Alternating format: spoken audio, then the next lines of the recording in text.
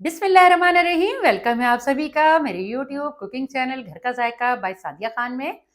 मैं हूँ cooking expert Sadia Khan और हमेशा ही आपके लिए लेकर आती हूँ बहुत ही मज़ेदार और आसान सी रेसिपीज। आज मैं आपके लिए लेकर आई हूँ ढाबा स्टाइल में बनाई गई दाल माश की रेसिपी। ये दाल माश मैं कैसे तैयार करूंगी, अगर आप ये जानना चाहते हैं तो आपको रहना पड़ेगा मेरे साथ वीडियो के एंड तक। तो आइए ढाबा स्टाइल दाल माश की मेकिंग स्टार्ट कर लेते हैं। ढाबा स्टाइल दाल माश बनाने के लिए जो अज्जा मुझे जरूरत पड़ेंगे मैं आपको बताती चलूं। मैंने एक पाव दाल को 1 घंटा पहले भिगो लिया था और इसे मैंने 3 से 4 पानियों में धो लिया है। और अब बात कर लेते हैं कुछ सूखे मसालों की। सूखे मसालों में 2 खाने के चम्मच हैं लाल मिर्च का पाउडर, आधा चाय का चम्मच है हल्दी पाउडर, 1 चाय का चम्मच कश्मीरी लाल मिर्च का पाउडर, 1 चाय का चम्मच कुटी काली मिर्च, आधा चाय का चम्मच गरम मसाला, 1 चाय का चम्मच जीरा पाउडर और 1 चाय का चम्मच लेवल नमक। 4 बड़े साइज के टमाटरों को मैंने चॉपर मशीन में चॉप कर लिया है।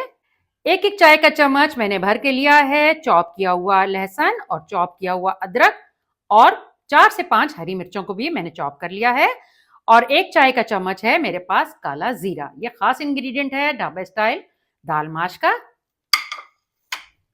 और फिर मैंने गार्निश के लिए लिया है कुछ मिकदार में चॉप किया हुआ हरा धनिया, और 1 बड़े साइज की मिर्च को मैंने स्लाइसेस में कट कर लिया है।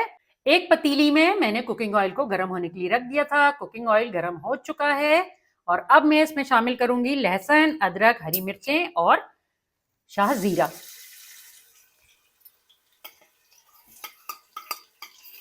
और इन तमाम चीजों को मैं लाइट गोल्डन कलर आ जाने तक ऑयल में पका लूंगी। अब तमाम चीजों पर लाइट गोल्डन कलर आ चुका है तो अब मैं शामिल कर दूंगी इस पॉइंट पर तमाम सूखे मसाले जो मैंने आपको वीडियो के शुरू में बताए थे। और आधा मिनट के लिए मैं लहसुन अदरक के साथ इन तमाम सूखे मसालों को भून लूंगी। अब मसाले भुन चुके हैं तो मैं शामिल कर दूंगी चॉप किए हुए टमाटर, और टमाटरों को मैं बहुत अच्छी तरह से भून लूंगी। अब टमाटर बहुत अच्छी तरह से भून चुके हैं। मैं आपको कलर दिखाती चलूं। आप देख सकते हैं कि कितना खूबसूरत सा कलर आया है। और अब मैं शामिल कर दूंगी जो दाल मैंने भिगो के रखी थी। बिस्मिल्लाहिर्रहमानिर्रहीम।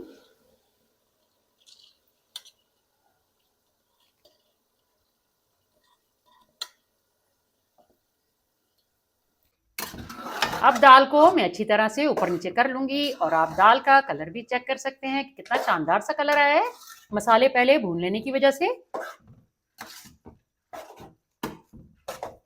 दाल को मैं तकरीबन 1 मिनट के लिए अच्छी तरह से भून लूंगी मसाले के साथ। अब दाल को मैंने बहुत अच्छी तरह से भून लिया है तो इस पॉइंट पर मैं शामिल करूंगी 1 गिलास पानी, और फिर से मैं एक बार चम्मच चला लूंगी। और चम्मच चला लेने के बाद मैं ढक्कन ढक के तकरीबन 15 से 20 मिनट बिल्कुल धीमी आंच पर दाल को गला लूंगी। तो मिलते हैं आपसे दाल गल जाने के बाद। दाल माश को दम पे रखे 15 मिनट का टाइम कंप्लीट हो चुका है तो आइए चेक कर लेते हैं कि हमारी दाल किस हद तक गली। आप देख सकते हैं कि कितनी खूबसूरत शानदार सी तरी ऊपर आ चुकी है। अब इस पॉइंट पर मैं शामिल करूंगी मेरे पास जो कटा हुआ हरा धनिया और हरी मिर्चें थी।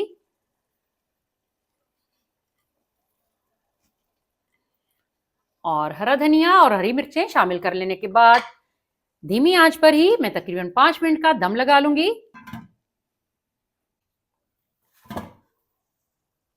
आप देख सकते हैं कि दाल बिल्कुल तैयार हो चुकी है। अब दाल मैं आपको एक सर्विंग बाउल में डाल के दिखाऊंगी ताकि आप इसका फाइनल लुक देख सकें।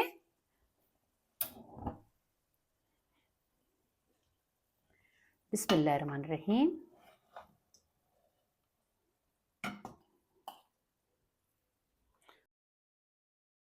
परफेक्ट गला हुआ और एक एक दाना खिला हुआ। आप देख सकते हैं कि जैसे ढाबे में दाल तैयार की जाती है बिल्कुल वैसी ही दाल तैयार हुई है।